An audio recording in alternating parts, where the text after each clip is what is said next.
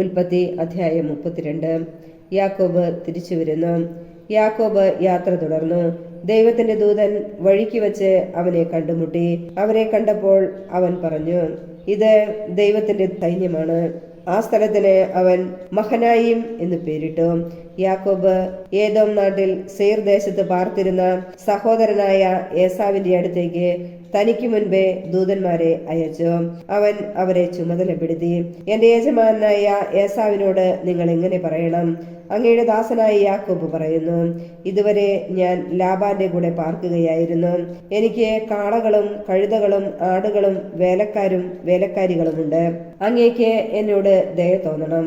അതിനാണ് ഞാൻ അങ്ങയുടെ അടുത്തേക്ക് ആളയച്ച് പറയുന്നത്. ദൂതന്മാർ തിരിച്ചു വന്ന് യാക്കോബിനോട് പറഞ്ഞു, ഞങ്ങൾ അങ്ങയുടെ സഹോദരനായ ഏസാവിന്റെ അടുക്കൽ ചെന്നു. അവൻ 400 ആളുകളുടെ അകമ്പടിയോടെ അങ്ങയെ കാണാൻ വരുന്നുണ്ട്. യാക്കോബ് വളരെയധികം ഭയപ്പെട്ട് അസ്വസ്ഥനായി. തന്റെ കൂടെ ഉണ്ടായിരുന്ന ആളുകളെയും ആടുമാടുകളെയും ഒട്ടകങ്ങളെയും എല്ലാം അവൻ 2 ഗണമായി തിരിച്ചു. ഏസാവ് വന്ന് ഒരു ഗണത്തെ നശിപ്പിക്കുന്ന പക്ഷം മറ്റേ ഗണത്തിന് ഓടി രക്ഷപ്പെടാമല്ലോ എന്നവൻ ചിന്തിച്ചു. അവൻ ഇങ്ങനെ പ്രാർത്ഥിച്ചു, എന്റെ പിതാക്കന്മാരായ അബ്രാഹത്തിന്റെയും ഇസഹാക്കിന്റെയും ദൈവമേ, നിന്റെ നാട്ടിലേക്കും നിന്റെ ചാർച്ചക്കാരുടെ അടുത്തേക്കും തിരികെ പോവുക. ഞാൻ നിനക്ക് നന്മ ചെയ്യും എന്ന് അരുളി ചെയ്ത കർത്താവേ, അങ്ങ് ഈ ദാസനോട് കാണിച്ച കാരുണ്യത്തിനും വിശ്വസ്തതയ്ക്കും ഞാൻ ഒട്ടും അർഹനല്ല. കേവലം ഒരു വടിയുമായിട്ടാണ് ഞാൻ ജോർദാൻ കടന്നത്. ഇപ്പോഴിതാ ഞാൻ 2 ഗണമായി വർദ്ധിച്ചിരിക്കുന്നു. എന്റെ സഹോദരനായ ഏസാവിന്റെ കയ്യിൽ നിന്ന് എന്നെ രക്ഷിക്കണമെന്ന് ഞാൻ അങ്ങയോട് പ്രാർത്ഥിക്കുന്നു. അവൻ വന്ന് എന്നെയും കുഞ്ഞുങ്ങളെയും അമ്മമാരെയും നശിപ്പിച്ചേക്കുമെന്ന് ഞാൻ ഭയപ്പെടുന്നു. നിനക്ക് നന്മ ചെയ്ത് നിന്റെ സന്തതികളെ കടൽ തീരത്തെ മണൽത്തരി പോലെ എണ്ണാനാവാത്ത വിധം വർദ്ധിപ്പിക്കും എന്ന് അവിടുന്ന് അരുളി ചെയ്തിട്ടുണ്ടല്ലോ. അന്ന് രാത്രി അവൻ അവിടെ താവളമടിച്ചു. തന്റെ പക്കലുള്ളവയിൽ നിന്ന് അവൻ സഹോദരനായ ഏസാവിന് ഒരു സമ്മാനമൊരുക്കി. 200 പെൺകോലാടും 20 ആൺകോലാടും, 200 പെണ്ണാടും 20 മുട്ടാടും, കറവയുള്ള 30 ഒട്ടകം, അവയുടെ കിടാക്കൾ 40 പശു, 10 കാള, 20 പെൺകഴുത, 10 ആൺകഴുത എന്നിവയെ അവൻ മാറ്റി നിർത്തി. ഈ ഓരോ കൂട്ടത്തെയും വേറെ വേറെ തന്റെ ഭൃത്യന്മാരെ ഏൽപ്പിച്ചിട്ട് യാക്കോബ് അവരോട് പറഞ്ഞു, എനിക്ക് മുമ്പേ പോവുക. കൂട്ടങ്ങൾ തമ്മിൽ അല്പം അകലമുണ്ടായിരിക്കണം. ഏറ്റവും മുമ്പേ പോയവനെ അവൻ ചുമതലപ്പെടുത്തി, എന്റെ സഹോദരൻ ഏസാവ് നിങ്ങളെ കണ്ടുമുട്ടുമ്പോൾ നിങ്ങൾ ആരുടെ ആളുകളാണ്, നിങ്ങൾ എവിടെ പോകുന്നു, ഇതൊക്കെ ആരുടേതാണ് എന്ന് ചോദിക്കും. നിങ്ങൾ ഇപ്രകാരം മറുപടി പറയണം, ഇവ അങ്ങയുടെ ദാസനായ യാക്കോബിൻ്റെതാണ്. യജമാനനായ ഏസാവിനുള്ള ഉപഹാരമാണിത്. അവൻ ഞങ്ങളുടെ പിന്നാലെയുണ്ട്. 2ാമനെയും 3ാമനെയും കൂട്ടങ്ങളെ നടത്തിയിരുന്ന എല്ലാവരെയും അവൻ ഇതുതന്നെ പറഞ്ഞേൽപ്പിച്ചു. ഏസാവിനെ കാണുമ്പോൾ നിങ്ങളെല്ലാവരും ഇത് തന്നെ പറയണം, അങ്ങയുടെ ദാസനായ യാക്കോബ് തൊട്ടുപുറകെയുണ്ട് എന്നും പറയണം.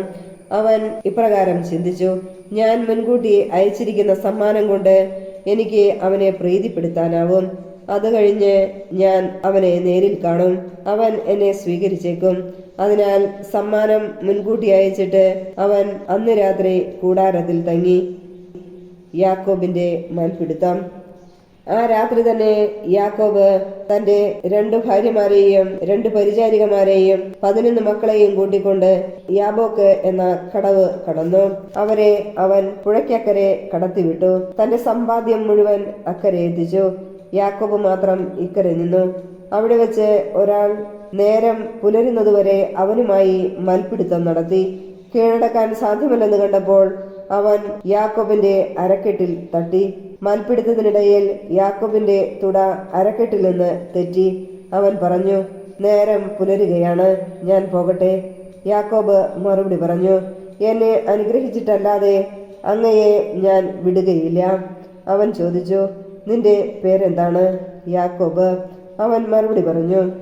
അപ്പോൾ അവൻ പറഞ്ഞു, ഇനിമേൽ നീ യാക്കോബ് എന്നല്ല ഇസ്രായേൽ എന്ന് വിളിക്കപ്പെടും. കാരണം ദൈവത്തോടും മനുഷ്യരോടും നീ മല്ലിട്ട് ജയിച്ചിരിക്കുന്നു. യാക്കോബ് അവനോട് പറഞ്ഞു, അങ്ങയുടെ പേര് എന്നോട് പറയണമെന്ന് ഞാൻ അപേക്ഷിക്കുന്നു. എന്തിനാണ് എന്റെ പേരറിയുന്നത്? അവൻ ചോദിച്ചു. അവിടെ വെച്ച് അവൻ യാക്കോബിനെ അനുഗ്രഹിച്ചു.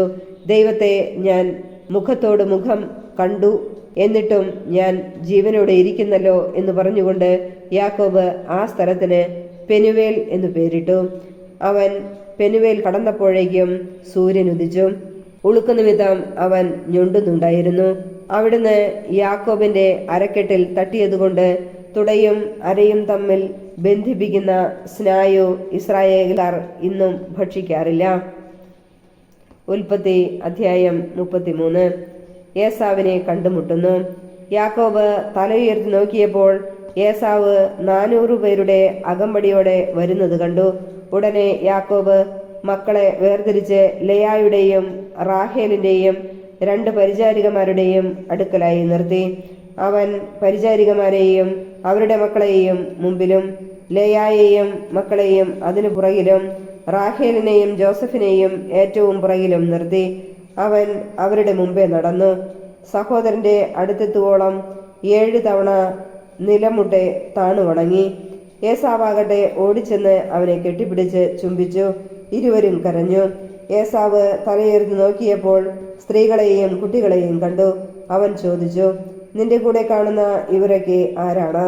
യാക്കോബ് മറുപടി പറഞ്ഞു, അങ്ങയുടെ ഈ ദാസന് ദൈവം കനിഞ്ഞു നൽകിയിരിക്കുന്ന മക്കളാണ്. അപ്പോൾ പരിചാരികമാരും അവരുടെ മക്കളും അടുത്തു ചെന്ന് ഏസാവിനെ വണങ്ങി. തുടർന്ന് ലെയായും അവളുടെ മക്കളും, അതിനുശേഷം ജോസഫും റാഹേലും അടുത്തു ചെന്ന് താണു വണങ്ങി. ഏസാവ് ചോദിച്ചു, ഞാൻ വഴിയിൽ കണ്ട പറ്റങ്ങൾ കൊണ്ട് നീ എന്താണ് ഉദ്ദേശിക്കുന്നത്? യാക്കോബ് പറഞ്ഞു, എന്റെ യജമാനനായ അങ്ങയുടെ പ്രീതി നേടുക. ഏസാവ് പറഞ്ഞു, സഹോദര, എനിക്ക് അതെല്ലാം വേണ്ടത്രയുണ്ട്. നിന്റേത് നീ തന്നെ എടുത്തുകൊള്ളുക. യാക്കോബ് അപേക്ഷിച്ചു, അങ്ങനെയല്ല, അങ്ങ് എന്നിൽ സംപ്രീതനാണെങ്കിൽ എന്റെ കയ്യിൽ നിന്ന് ഈ സമ്മാനം സ്വീകരിക്കുക. കാരണം ദൈവത്തിന്റെ മുഖം കണ്ടാലെന്ന പോലെയാണ് ഞാൻ അങ്ങയുടെ മുഖം കണ്ടത്. അത്രയ്ക്ക് ദയയോടാണ് അങ്ങ് എന്നെ സ്വീകരിച്ചത്. അങ്ങയുടെ മുമ്പിൽ കൊണ്ടുവന്നിരിക്കുന്ന ഈ സമ്മാനങ്ങൾ ദയവായി സ്വീകരിക്കുക. എന്തെന്നാൽ ദൈവം എന്നോട് കാരുണ്യം കാണിച്ചിരിക്കുന്നു. എല്ലാം എനിക്ക് വേണ്ടത്രയുണ്ട്. അവൻ നിർബന്ധിച്ചപ്പോൾ ഏസാവ് അവ സ്വീകരിച്ചു. ഏസാവ് പറഞ്ഞു, നമുക്ക് യാത്ര തുടരാം. ഞാൻ നിന്റെ മുമ്പേ നടക്കാം. യാക്കോബ് പറഞ്ഞു, അങ്ങേക്ക് അറിയാമല്ലോ, മക്കളൊക്കെ ക്ഷീണിച്ചിരിക്കുകയാണെന്ന്. കറവയുള്ള ആടുമാടുകൾ എന്റെ കൂടെയുണ്ട്. ഒരു ദിവസത്തേക്കാണെങ്കിലും കൂടുതലായി ഓടിച്ചാൽ അവ ചത്തുപോകും. അതുകൊണ്ട് അങ്ങ് മുമ്പേ പോയാലും കുഞ്ഞുങ്ങളുടെയും കന്നുകാലികളുടെയും നടപ്പിനൊത്ത് ഞാൻ പതുക്കെ വന്ന് സെയിരിൽ അങ്ങയുടെ അടുത്തെത്തിക്കൊള്ളാം. എന്റെ ആൾക്കാരിൽ കുറെ പേരെ ഞാൻ നിന്റെ കൂടെ നിർത്തട്ടെ? ഏസാവ് ചോദിച്ചു. യാക്കോബ് മറുപടി പറഞ്ഞു, എന്തിന്? എനിക്ക് അങ്ങയുടെ പ്രീതി മാത്രം മതി. അതുകൊണ്ട് ഏസാവ് അന്ന് തന്നെ സെയിരിലേക്ക് തിരികെ പോയി. യാക്കോബാകട്ടെ സുക്കോത്തിലേക്ക് പോയി. അവിടെ വീട് പണിതു. കന്നുകാലികൾക്ക് കൂടുകളും കെട്ടി. അതുകൊണ്ടാണ് ആ സ്ഥലത്തിന് സുക്കോത്ത് എന്ന് പേരുണ്ടായത്. യാക്കോബ് പാദാൻ ആരാമിൽ നിന്നുള്ള യാത്ര തുടർന്നു. കാനാൻ ദേശത്തുള്ള ഷെക്കേം പട്ടണത്തിൽ സുരക്ഷിതനായി എത്തിച്ചേർന്നു. അവിടെ നഗരത്തിനടുത്ത് കൂടാരമടിച്ചു. യാക്കോബ് ഷെക്കെമിന്റെ പിതാവായ ഹാമോറിന്റെ മക്കളിൽ നിന്ന് താൻ കൂടാരമടിച്ച പറമ്പിന്റെ ഒരു ഭാഗം 100 നാണയത്തിന് വാങ്ങി. അവൻ അവിടെ ഒരു ബലിപീഠം പണിതു. അതിന് ഏൽ എലോഹൈ ഇസ്രായേൽ എന്ന് പേരിട്ടു. ഉൽപ്പത്തി അധ്യായം 34. ദീനയുടെ മാനഹാനി. യാക്കോബിന് ലെയായിലുണ്ടായ മകൾ ദീന ആ നാട്ടിലുള്ള സ്ത്രീകളെ സന്ദർശിക്കാൻ പോയി. അവിടുത്തെ പ്രഭുവായിരുന്ന ഹാമോർ എന്ന ഹിവ്യന്റെ മകൻ ഷെക്കെം അവളെ കണ്ടപ്പോൾ പിടിച്ചുകൊണ്ടുപോയി ബലാത്സംഗം ചെയ്ത് അപമാനിച്ചു. അവന്റെ ഹൃദയം യാക്കോബിന്റെ മകളായ ദീനയിൽ ലയിച്ചു ചേർന്നു. അവൻ അവളെ അതിരറ്റ് സ്നേഹിച്ചു. സ്നേഹവായ്പോടെ അവൻ അവളോട് സംസാരിച്ചു.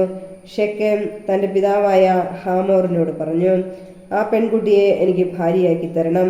തന്റെ മകളായ ദീനയെ ഷെക്കെം മാനഭംഗപ്പെടുത്തിയെന്ന വിവരം യാക്കോബ് അറിഞ്ഞു. പുത്രന്മാരെല്ലാവരും വയലിൽ കന്നുകാലികളുടെ കൂടെ ആയിരുന്നതുകൊണ്ട് അവർ തിരിച്ചെത്തും വരെ അവൻ ക്ഷമിച്ചിരുന്നു. ഷെക്കെമിന്റെ പിതാവായ ഹാമോർ യാക്കോബിനോട് സംസാരിക്കാനായി വന്നു. വിവരമറിഞ്ഞ് യാക്കോബിന്റെ പുത്രന്മാർ വയലിൽ നിന്ന് തിരിച്ചെത്തി.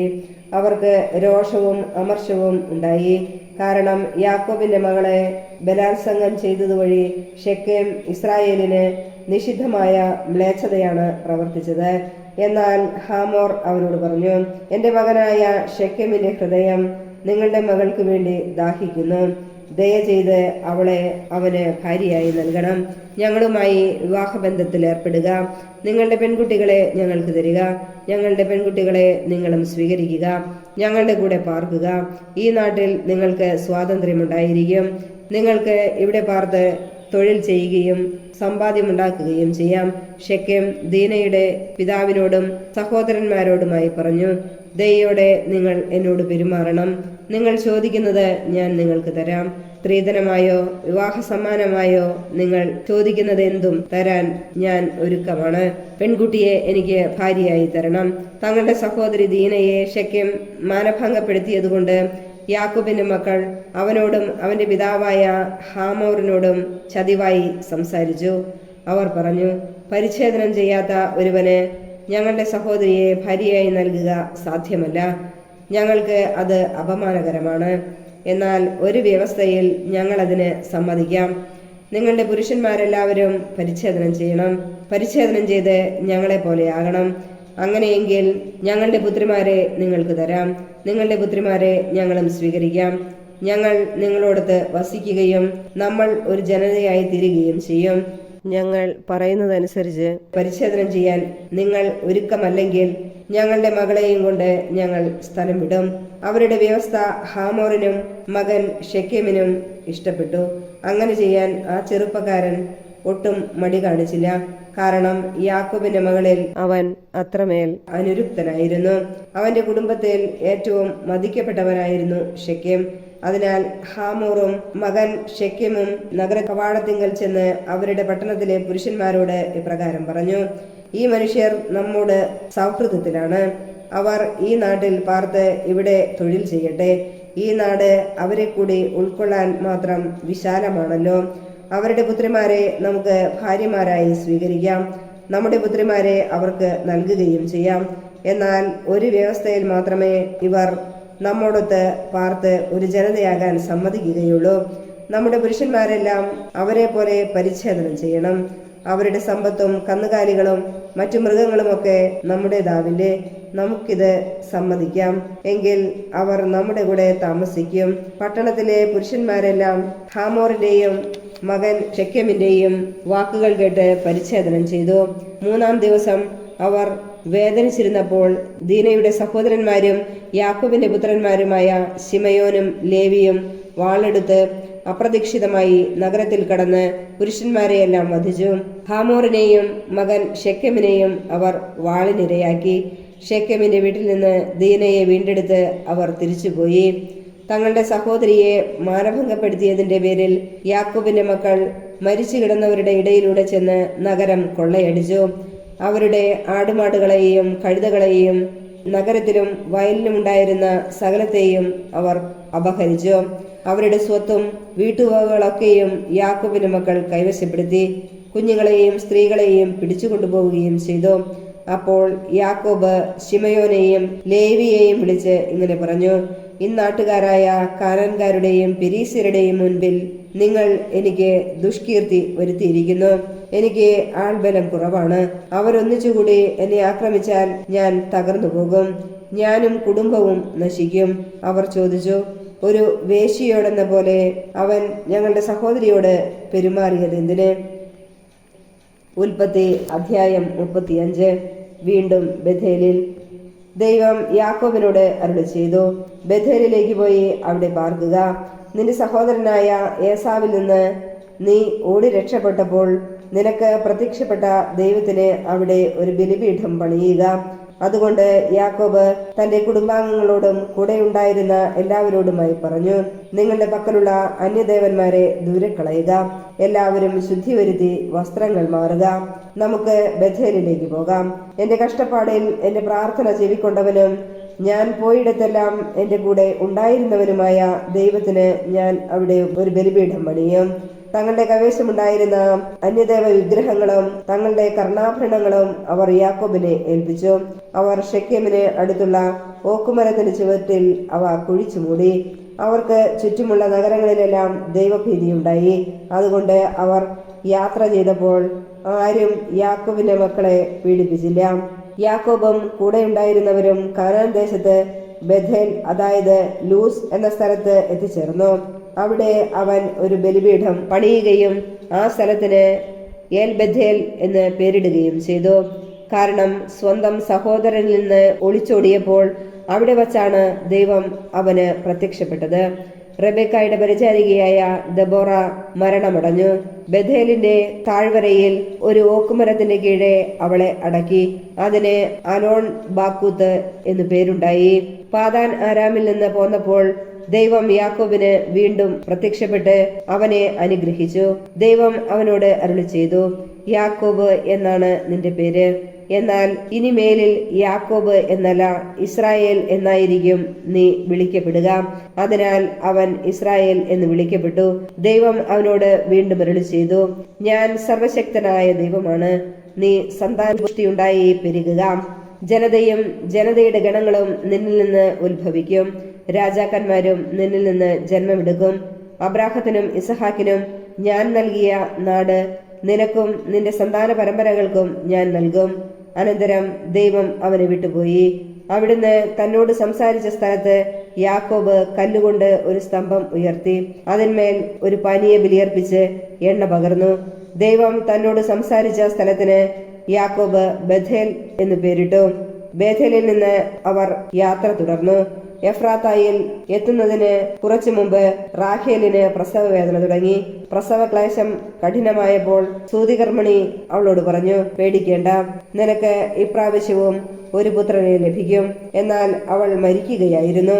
ജീവൻ വേർപെടുന്ന സമയത്ത് അവൾ അവനെ ബെനോനി എന്ന് പേർ വിളിച്ചു. പക്ഷേ അവന്റെ പിതാവ് അവന് ബെഞ്ചമിൻ എന്നാണ് പേരിട്ടത്. റാഹേൽ മരിച്ചു.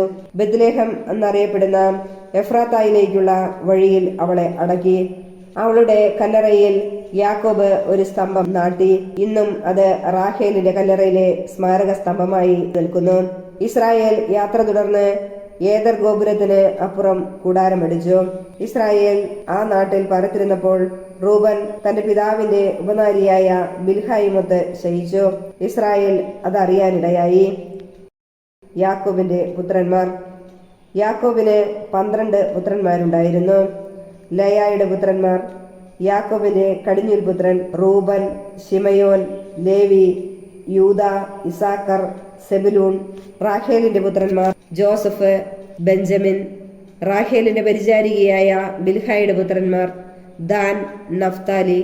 ലയായുടെ പരിചാരികയായ സിൽഫായുടെ പുത്രന്മാർ ഗാദ്, ആഷേർ. യാക്കോബിന് പാതാൻ ആരാമിൽ വെച്ച് ജനിച്ച മക്കളാണ് ഇവർ. ഇസഹാക്കിന്റെ മരണം. യാക്കോബ് ഹെബ്രോൺ എന്നറിയപ്പെടുന്ന കിരിയാത്ത് അർബായിൽ മാമ്രയിൽ തന്റെ പിതാവായ ഇസഹാക്കിന്റെ അടുത്തേക്ക് പോയി. അബ്രാഹവും ഇസഹാക്കും പാർത്തിരുന്നത് അവിടെയാണ്. ഇസഹാക്കിന്റെ ആയുഷ്കാലം 180 വർഷമായിരുന്നു. ഇസഹാക്ക് അന്ത്യശ്വാസം മരിച്ചു. വൃദ്ധനായ അവൻ തന്റെ ദിവസങ്ങൾ പൂർത്തിയായപ്പോൾ മരിച്ച് സ്വന്തം ജനത്തോട് ചേർന്നു. മക്കളായ ഏസാവും യാക്കോബും അവനെ സംസ്കരിച്ചു. ഉൽപ്പത്തി അധ്യായം 36. ഏസാവ് ഏദോമ്യരുടെ പിതാവ്. ഏദോം എന്നുകൂടി പേരുള്ള ഏസാവിന്റെ സന്താന പരമ്പര ഇതാണ്. കാനാന്യ സ്ത്രീകളായിരുന്നു ഏസാവിന്റെ ഭാര്യമാർ. ഹിത്യനായ ഏലോന്റെ മകളാണ് ആദ. ഹിവ്യനായ സിബയോന്റെ മകളായ ആനായുടെ പുത്രിയാണ് ഒഹോലിബാമ. ഇസ്മായേലിന്റെ മകളും നെബായോത്തിന്റെ സഹോദരിയുമാണ് ബസ്മത്ത്. ഏസാവിന് ആദായിൽ എലിഫാസും ബസ്മത്തിൽ റവുവേലും ജനിച്ചു.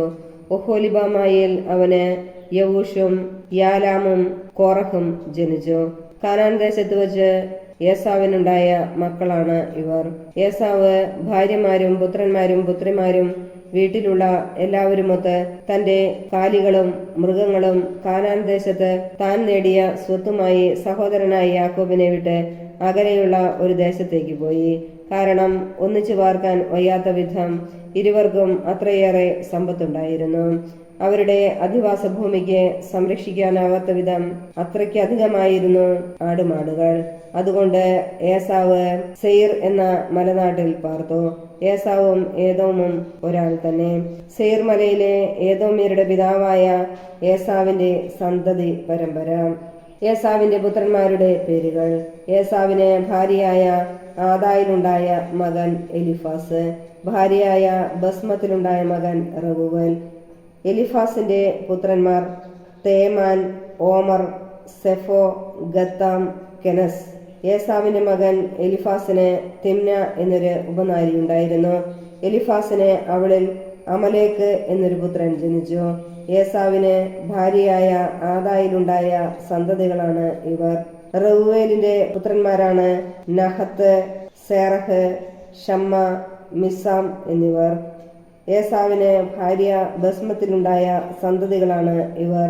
സിബയോന്റെ പുത്രിയായ ആനായുടെ മകൾ ഒഹോലിബാമായിൽ ഏസാവിനുണ്ടായ പുത്രന്മാരാണ് യവൂഷും യാലാമും കോറഹും. ഏസാവിന്റെ മക്കളിൽ പ്രധാനർ ഇവരായിരുന്നു.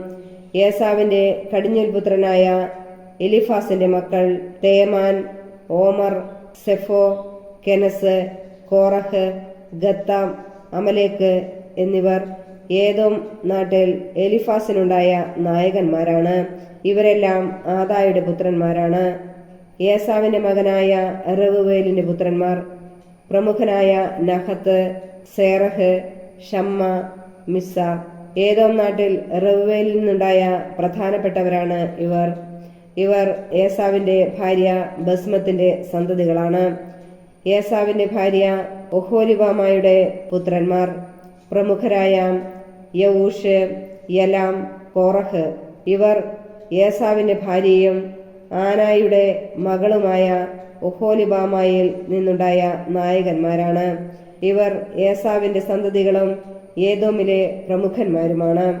അന്നാട്ടിൽ പാർത്തിരുന്നവരും സെയിർ എന്ന ഹോര്യന്റെ പുത്രന്മാരുമാണ് ലോത്താൻ, ഷോബാൽ, സിബയോൻ, ആന, ദീഷോൻ, ഏസർ, ദീഷാൻ. ഇവർ ഏദോം നാട്ടിലെ സെയിറിന്റെ പുത്രന്മാരും ഹോര്യരിലെ പ്രമാണികളുമാണ്. ലോത്താന്റെ പുത്രന്മാർ ഹോറി, ഹോമ. ലോത്താന്റെ സഹോദരിയായിരുന്നു തെമ്ന. ഷോബാലിന്റെ പുത്രന്മാർ അൽവാൻ, മനഹത്ത്, ഏബാൽ, ഷെഫോ, ഓനാം. സിബയോന്റെ പുത്രന്മാർ അയ്യ, ആന. തന്റെ പിതാവായ സിബയോന്റെ കഴുതകളെ മേയ്ക്കുമ്പോൾ മരുഭൂമിയിൽ ചൂടുറവകൾ കണ്ടെത്തിയ ആന ഇവൻ തന്നെയാണ്. ദീഷോൻ ആനായുടെ പുത്രനും ഒഹോലിബാമ പുത്രിയുമായിരുന്നു. ഹെംദാൻ, എഷ്ബാൻ, ഇത്രാൻ, കെറാൻ എന്നിവരായിരുന്നു ദീഷോന്റെ പുത്രന്മാർ. ഏസറിന്റെ പുത്രന്മാരായിരുന്നു ബിൽഹാനും സാവാനും അക്കാനും. ദീഷാന്റെ പുത്രന്മാരായിരുന്നു ഊസും അരാനും. ഹോര്യരിലെ പ്രമുഖരായിരുന്നു ലോത്താൻ, ഷോബാൻ, സിബയോൻ, ആന എന്നിവർ. ദീഷോൻ, ഏസർ, ദീഷാൻ എന്നിവർ സെയിർ നാട്ടിൽ ഹോര്യരിലെ പ്രമുഖരായിരുന്നു. ഇസ്രായേൽക്കാരുടെ ഇടയിൽ രാജഭരണം ആരംഭിക്കുന്നതിന് മുൻപ് ഏദോം നാട്ടിലെ ഭരണാധികാരികൾ ഇവരായിരുന്നു. ബയോറിന്റെ മകനായ ബേല ഏദോമിൽ ഭരിച്ചു. അവന്റെ പട്ടണത്തിന്റെ പേര് ദിൽഹബ എന്നായിരുന്നു. ബേല മരിച്ചപ്പോൾ ബൊസ്രായിലെ സേറഹിന്റെ മകനായ യോബാബ് രാജാവായി. യോബാബ് മരിച്ചപ്പോൾ തേമാന്യനായ ഹൂഷാം രാജാവായി. ഹൂഷാം മരിച്ചപ്പോൾ ബദാദിന്റെ പുത്രനായ ഹദാദ് രാജാവായി. അവൻ മോവാബ് ദേശത്ത് വെച്ച് മിദിയാനെ തോൽപ്പിച്ചു. അവന്റെ പട്ടണത്തിന്റെ പേര് അവിദ് എന്നായിരുന്നു. ഹദാദ് മരിച്ചപ്പോൾ മസ്രേക്കായിലെ സമല രാജാവായി. സമല മരിച്ചപ്പോൾ നദീതീരത്തുള്ള റഹോബോത്തിലെ സാവൂൾ രാജാവായി. സാവൂൾ മരിച്ചപ്പോൾ അക്ബോറിന്റെ മകനായ ബാൽഹനാൻ രാജാവായി. അക്ബോറിന്റെ മകനായ ബാൽഹനാൻ മരിച്ചപ്പോൾ ഹദാദാണ് തൽസ്ഥാനത്ത് ഭരിച്ചത്. അവന്റെ പട്ടണത്തിന്റെ പേര് പാവു എന്നായിരുന്നു. മെസാഹാബിന്റെ പൗത്രിയും മത്രേദിന്റെ പുത്രിയുമായ മെഹേതേബേൽ ആയിരുന്നു അവന്റെ ഭാര്യ. കുടുംബവും വാസസ്ഥലവും പേരുമനുസരിച്ച് ഏസാവിൽ നിന്ന് ഉത്ഭവിച്ച പ്രമുഖർ തിമ്ന, അൽവ, യത്തത്ത്, ഒഹോലിബാമ, ഏല, പിനോൻ, കെനസ്, തേമാൻ, മിബ്സാൻ, മഗ്ദിയേൽ, ഇറാം എന്നിവരായിരുന്നു. തങ്ങൾ കീഴടക്കിയ നാട്ടിലെ താമസസ്ഥലമനുസരിച്ച് ഏദോംകാരുടെ പ്രമാണികൾ ഇവരായിരുന്നു. ഏസാവാണ് ഏദോംകാരുടെ പിതാവ്. ഉൽപ്പത്തി അധ്യായം 37. ജോസഫിനെ വിൽക്കുന്നു. യാക്കോബ് തൻ്റെ പിതാവ് പരദേശിയായി പാർത്തിരുന്ന കാനാൻ ദേശത്ത് വാസമുറപ്പിച്ചു. ഇതാണ് യാക്കോബിൻ്റെ കുടുംബചരിത്രം.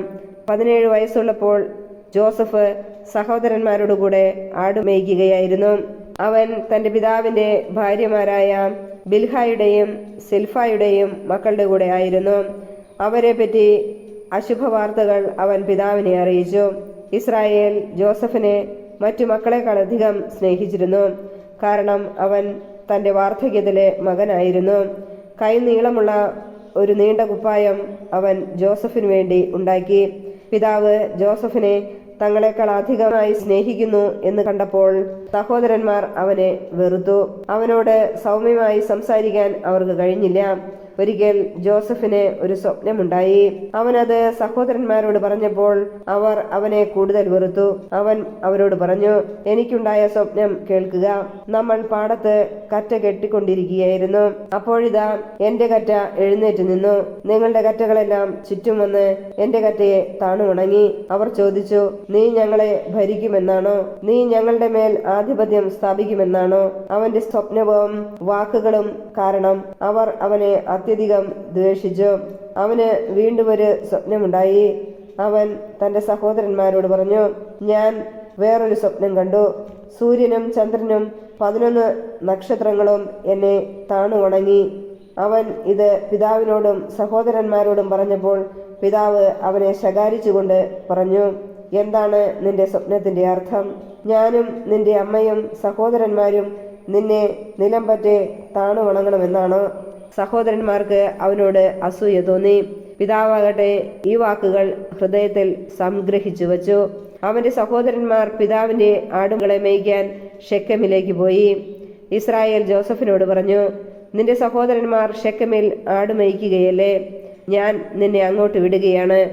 ഞാൻ പോകാം. അവൻ മറുപടി പറഞ്ഞു, നീ പോയി നിന്റെ സഹോദരന്മാർക്കും ആടുകൾക്കും ക്ഷേമം തന്നെയോ എന്ന് അന്വേഷിച്ച് വിവരം എന്നെ അറിയിക്കണം. ജോസഫിനെ അവൻ ഹെബ്രോൺ താഴ്വരയിൽ നിന്ന് യാത്രയാക്കി. അവൻ ഷെക്കമിലേക്ക് പോയി. അവൻ വയലിൽ അലഞ്ഞുതിരിയുന്നത് കണ്ട ഒരാൾ അവനോട് ചോദിച്ചു, നീ അന്വേഷിക്കുന്നത് എന്താണ്? അവൻ പറഞ്ഞു, ഞാൻ എൻ്റെ സഹോദരന്മാരെ അന്വേഷിക്കുകയാണ്. അവർ എവിടെയാണ് ആടുമേയ്ക്കുന്നത് എന്ന് ദയവായി പറയുക. അവൻ പറഞ്ഞു, അവർ ഇവിടെ നിന്ന് പോയി. പോകുമ്പോൾ നമുക്ക് ദോത്താനിലേക്ക് പോകാം എന്ന് അവർ പറയുന്നത് ഞാൻ കേട്ടു. സഹോദരന്മാരുടെ പുറകെ ജോസഫും പോയി. ദോത്താനിൽ വച്ച് അവൻ അവരെ കണ്ടുമുട്ടി. ദൂരെ വെച്ച് തന്നെ അവർ അവനെ കണ്ടു. അവൻ അടുത്തെത്തും മുമ്പേ അവനെ വധിക്കാൻ അവർ ഗൂഢാലോചന നടത്തി. അവർ പരസ്പരം പറഞ്ഞു, സ്വപ്നക്കാരൻ വരുന്നുണ്ട്, വരുവിൻ, നമുക്ക് അവനെ കൊന്ന് കുഴിയിലിടാം. ഏതോ കാട്ടുമൃഗം അവനെ പിടിച്ചു തിന്നെന്ന് പറയുകയും ചെയ്യാം. അവന്റെ സ്വപ്നത്തിന് എന്ത് സംഭവിക്കുമെന്ന് കാണാമല്ലോ. റൂബൻ ഇത് കേട്ടു. അവൻ ജോസഫിനെ അവരുടെ കയ്യിൽ നിന്ന് രക്ഷിച്ചു. അവൻ പറഞ്ഞു, നമുക്കവനെ കൊല്ലണ്ട, രക്തം ചിന്തരുത്. അവനെ നിങ്ങൾ മരുഭൂമിയിലെ ഈ കുഴിയിൽ തള്ളിയിടുക, പക്ഷേ ദേഹോപദ്രവം ഏൽപ്പിക്കരുത്. അവനെ അവരുടെ കയ്യിൽ നിന്ന് രക്ഷിച്ച് പിതാവിന് തിരിച്ചേൽപ്പിക്കാനാണ് റൂബൻ ഇങ്ങനെ പറഞ്ഞത്. അതിനാൽ ജോസഫ് അടുത്തെത്തിയപ്പോൾ സഹോദരന്മാർ അവൻ ധരിച്ചിരുന്ന കൈനീളമുള്ള പുറങ്കുപ്പായം ഊരിയെടുത്തു. അവനെ ഒരു കുഴിയിൽ തള്ളിയിട്ടു.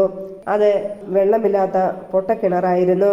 അവർ ഭക്ഷണം കഴിക്കാനിരുന്നപ്പോൾ ഗിലെയാദിൽ നിന്ന് വരുന്ന ഇസ്മായേല്യരുടെ ഒരു യാത്രാ സംഘത്തെ കണ്ടു. അവർ സുഗന്ധപ്പശയും പരിമളദ്രവ്യങ്ങളും കുന്തുരുക്കവും ഒട്ടകപ്പുറത്ത് കയറ്റി ഈജിപ്തിലേക്ക് പോവുകയായിരുന്നു. അപ്പോൾ യൂദ തന്റെ സഹോദരന്മാരോട് പറഞ്ഞു, നമ്മുടെ സഹോദരനെ കൊന്ന് അവന്റെ രക്തം മറച്ചു വച്ചതുകൊണ്ട് നമുക്കെന്ത് പ്രയോജനം ആണ് ഉണ്ടാകുക? വരുവിൻ, നമുക്കവനെ ഇസ്മായേല്യർക്ക് വിൽക്കാം. അവനെ നമ്മൾ ഉപദ്രവിക്കേണ്ട. അവൻ നമ്മുടെ സഹോദരനാണ്, നമ്മുടെ തന്നെ മാംസം. അവന്റെ സഹോദരന്മാർ അതിന് സമ്മതിച്ചു. അപ്പോൾ കുറെ മിദിയാൻ കച്ചവടക്കാർ ആ വഴി കടന്നുപോയി. ജോസഫിന്റെ സഹോദരന്മാർ അവനെ കുഴിയിൽ നിന്ന് പൊക്കിയെടുത്ത് 20 വെള്ളിക്കാശിന് ഇസ്മായേല്യർക്ക് വിറ്റു. അവർ അവനെ ഈജിപ്തിലേക്ക് കൊണ്ടുപോയി. റൂബൻ കുഴിയുടെ അടുത്തേക്ക് തിരിച്ചു ചെന്നു. എന്നാൽ ജോസഫ് കുഴിയിൽ ഇല്ലായിരുന്നു. അവൻ തന്റെ ഉടുപ്പ് വലിച്ചു കീറി. സഹോദരന്മാരുടെ അടുത്ത് ചെന്ന് വിലപിച്ചു, കുട്ടിയെ കാണാനില്ല. ഞാനിനി എവിടെ പോകും? അവർ ഒരാടിനെ കൊന്ന് ജോസഫിന്റെ കുപ്പായമെടുത്ത് അതിന്റെ രക്തത്തിൽ മുക്കി. കൈ നീളമുള്ള ആ നീണ്ട കുപ്പായം തങ്ങളുടെ പിതാവിന്റെ അടുക്കൽ കൊണ്ടുചെന്നിട്ട് അവർ പറഞ്ഞു, ഈ കുപ്പായം ഞങ്ങൾക്ക് കണ്ടുകിട്ടി. ഇത് അങ്ങയുടെ മകന്റേതാണോ അല്ലയോ എന്ന് നോക്കുക. അവൻ അത് തിരിച്ചറിഞ്ഞു. അവൻ പറഞ്ഞു, ഇത് എൻ്റെ മകന്റെ കുപ്പായമാണ്. ഏതോ കാട്ടുമൃഗം അവനെ പിടിച്ചു തിന്നു. ജോസഫിനെ അത് കടിച്ചു കീറിക്കാണും. യാക്കോബ് തന്റെ വസ്ത്രം വലിച്ചു കീറി ചാക്കൊടുത്ത് വളരെ നാൾ തന്റെ മകനെക്കുറിച്ച് വിലപിച്ചു. അവന്റെ പുത്രിമാരും അവനെ ആശ്വസിപ്പിക്കാൻ ശ്രമിച്ചു, എന്നാൽ അവർക്ക് കഴിഞ്ഞില്ല. കരഞ്ഞുകൊണ്ട് തന്നെ പാതാളത്തിൽ എൻ്റെ മകന്റെ അടുത്തേക്ക് ഞാൻ പോകും എന്ന് പറഞ്ഞ് അവൻ തന്റെ മകനെ ഓർത്ത് വിലപിച്ചു. ഇതിനിടെ മിദ്യാൻകാർ ജോസഫിനെ ഈജിപ്തിൽ ഫറവോയുടെ ഒരു ഉദ്യോഗസ്ഥനും കാവൽപ്പടയുടെ നായകനുമായ പൊത്തിഫറിന് വിറ്റു.